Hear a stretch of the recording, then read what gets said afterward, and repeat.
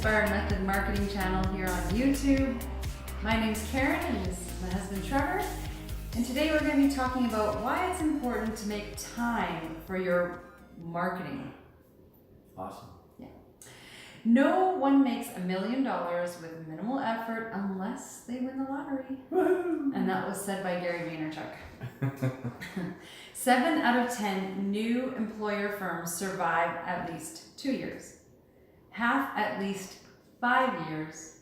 A third at least 10 years. And a quarter, so we're going down in numbers here, stay in business 15 years or more. So statistically, the longer you go, the smaller the pool is of other people in your industry. So that's kind of bleak, isn't it? What's the missing link here? Well, the whole point to our business is we want to help businesses to succeed and beat the odds. Those are the odds. Half of businesses go out of business within the first 5 years. Gone, right? So we want to help people get past that. And get past the 15 years and over. That's the whole point. So we do things a whole lot differently here.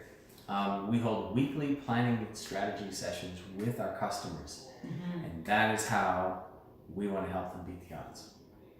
Yeah, and it's actually working. So what is the biggest benefit of having those weekly marketing meetings? Well, it keeps your marketing top of mind, right? So if what you think about grows, what you focus on builds, right? So the more that you are actually taking the time and thinking about your marketing, thinking about your content, and thinking about how you're going to change your website or what promotions or differentiating factors that you need to be putting into place in your business, the more success you're going to have. Plain and simple. If you don't put any thought into marketing and just once a month, oh yeah, I think I'll put out a flyer, that is half-baked strategy. Doesn't work well. Usually it ends up in wasting money. But if you are thinking about your marketing on a weekly basis, the more likelihood that you're going to be successful with it. Yeah. So what helped you make the decision to do weekly meetings as opposed to maybe bi-weekly or monthly meetings? That's a good question. Because, for me, I'd love to visit with a client once a month, go over the list, our weekly agenda, boom, boom, boom, this is what you have to do, and this is what we have to do. But really, once a month is not enough to get any traction. Because why? Because customers will leave all of the marketing initiatives that we put forth for them, whether that's creating the YouTube outlines or getting more Google reviews or writing any content for their website, such as their vision, their mission, what their values are, and just creating all the content that they need for their website. They'll leave it until the last day before the meeting, and then they'll come in, okay, this is what I did in a month, and it's not even close to where it needs to be. So if we do it on a weekly basis, even if they slack off for 6 days and on the 7th day they get the stuff done, at least it's getting done and we're pushing the ball down the field, right? So what if a busy business owner absolutely can't make it to a weekly meeting? Well, if they can't make it into a meeting, then the next best thing is a teleconference. So we'll do it over the phone or over a Zoom call, so that we can at least see them and talk about it on a weekly basis. Then from there, we need to meet at least one time in order to shoot some video and really, get down to brass tacks. So that's really where it is. But if they absolutely refuse to do a teleconference and they refuse to come in, then it's just going to take longer. Yeah. Right? Exactly. So what are some ways a new business would benefit from these meetings? New businesses. Well, usually new businesses don't understand their market. They don't understand enough about what they offer, and they need a lot of help and a lot of guidance in creating their brand story, right? So that's how they get a lot of help, because we can bounce questions and ideas off of them that maybe they had never thought of before when they got the idea for their business, right? Yeah. So we can help them with their market differentiation, their branding, and then also come up with their service offering.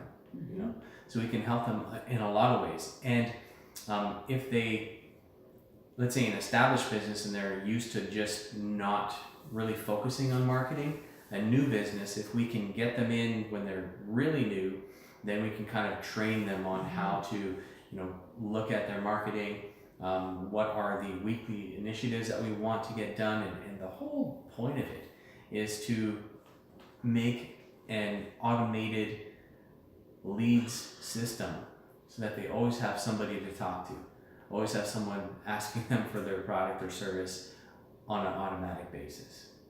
Okay, so you talked about new businesses, but now how about established businesses? What are some like benefits for them with these weekly meetings? Well, it's more about refining where they are and where they need to go. So let's say they already have a website, but the website needs some improvements. We can just work on those small things here and there in order to, you know, improve it so they get more leads from their website. The other thing is creating the advertising initiatives for an established business. So if they have a great website, they know their product offering, they know their differentiation, they've got good brand, and all of their sales are on point, we can help them really draw in more of those leads and sales through using the different advertising channels, through Facebook, pay-per-click, and other things like that. Yeah. How does planning save money for a company? Well, if you're not planning your marketing, so not thinking about, you know, how much you're going to be spending, what your targets are, what your KPIs are, key performance indicators are, and you're just not thinking of it top of mind, number one, we're going to save you time.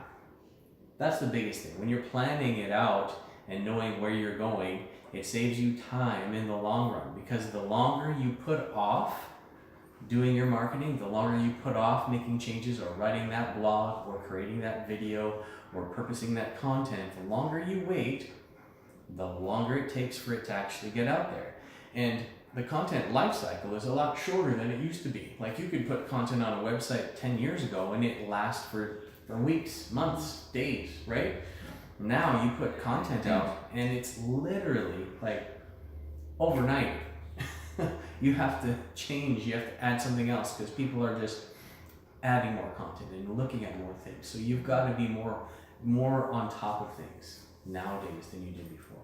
And each platform is actually different from the next. I know for kind of just experience that LinkedIn, your content lasts a lot longer over there. So it's different than a website, and that might be the user base is lower. Not as many people are posting there, but when you're thinking about the internet and the World Wide Web, about how much stuff is on there, if you're not updating regularly, you're just becoming irrelevant. You're just not the first person for people to find. So yeah, it's how it is nowadays.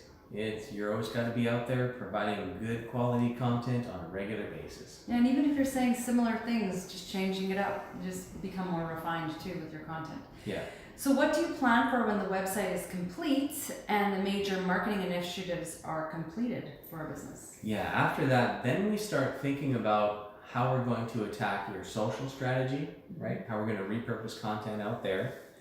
And also the next moves from there are things like we talked about earlier, your pay-per-click advertising, your Facebook advertising, whether that's Facebook, Instagram, Twitter, YouTube, so on and so forth. Wherever the majority of your market is, we're going to be creating ads that will draw them in different funnel structures in order to boil down to your ideal and likely buyers, so that when the phone rings, it's not a waste of time.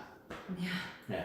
You're attracting those right customers. Yeah. So, well, that was great info today about why you should make your weekly planning meetings with us here at Inspired Method, and really it just keeps both sides of the table accountable. That's the other benefit to any business, is that we're doing what we say we're doing, and we know that you're doing what we hope you're doing as well, so that we can make it to the end goal. Yeah. The ball rolling on the play field. Yeah, I couldn't agree more. Yeah. That's one thing that I forgot to mention earlier is we do things differently because we've seen so many times with a lot of different customers we've interacted with, they just write a check to a company and Hope for the best. hope for the best. Like, yay, c'est la vie. We don't know what's happening. We think something's happening with our website, but we don't know. So we have these weekly meetings and we track things. And we have a weekly agenda, and we are weekly showing progress to the client, and we're also getting weekly progress from the client. Yeah. And that's how we know that we're providing value for them.